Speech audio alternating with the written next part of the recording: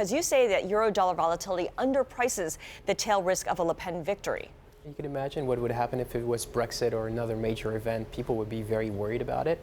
And it is true that Le Pen has a very small chance of winning. But if she does, then we get basically in a scenario of the Eurozone breaking up.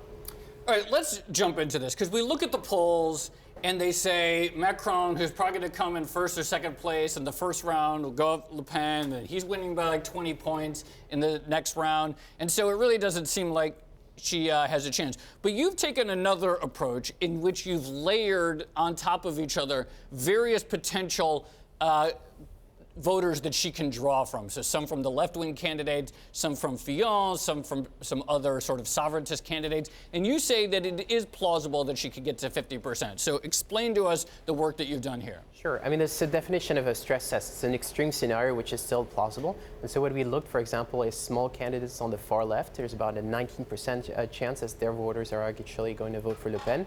You stress test that, you multiply that by a higher number. Then you go for Mélenchon, who has people who say they are not going to vote. And then you can presume it's maybe shameful to vote for Le Pen, though there is no historical evidence for it.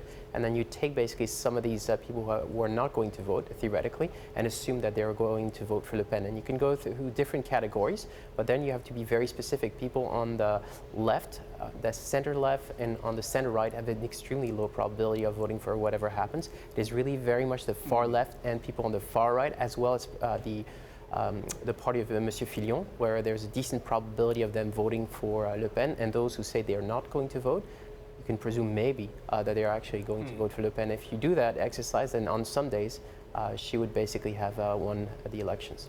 Does it matter if those candidates from the far left or the far right never endorse her, openly endorse her? I mean, she'll still pick up their votes?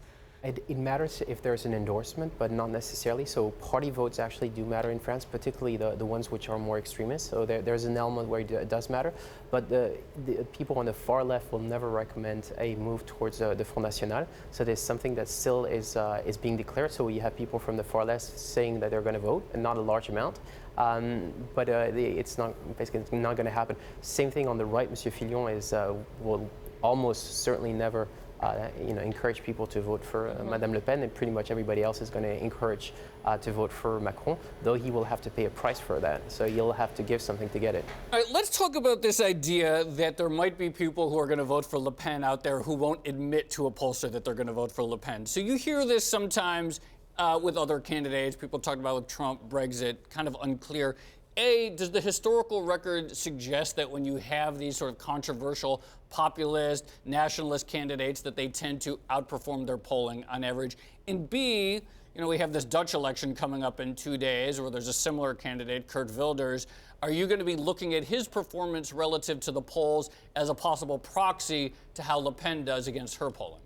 So in the case of Mr. Wilders, if he does very well, that actually should be a positive influence in the support for Marine Le Pen. We had, that there's a decent probability that it does help. Number two, in the case of Marine Le Pen, there's no historical indication that her vote polls are biased. People are not ashamed to say that they will vote for Marine Le Pen. At least those who have voted for her in the past have had no problem with it, and the polls have been quite reliable in her case. So it's quite different from Brexit, and it's quite different from what happens in the United States. She might be considered to be populist by some definition, but she has gone more mainstream, and that means the polls are to some extent accurate. One thing that you pointed out in your note was that an external intervention would have a maximum impact on the first round of the presidential election. And here I assume we're talking about something like meddling from a third party, like a country like Russia, the way that they allegedly intervened in the U.S. election. What you found, though, is that it would generate an emotional response if there was an external intervention. And you found that that emotion is anger rather than fear, and that tends to drive people to vote more than fear. Is that right? So what's been happening is a lot of research is being done now in terms of polling and how people make up their minds. And there's a research piece, a very long research, which has been done carried around for a year and a half by what we call the CNRS, which is the official research institute in France. And part of that research, they basically have given out in the sense what they've said is in general, what anger drives populist vote, whatever populist is. And number two, what we know is if you get close to an election, this is when the undecided get decided. So if there's an external intervention, whichever party it comes from, it has the most effect 1 to 2 weeks before either the first round or more probably before the second round. And this is what we're seeing right now in the Netherlands.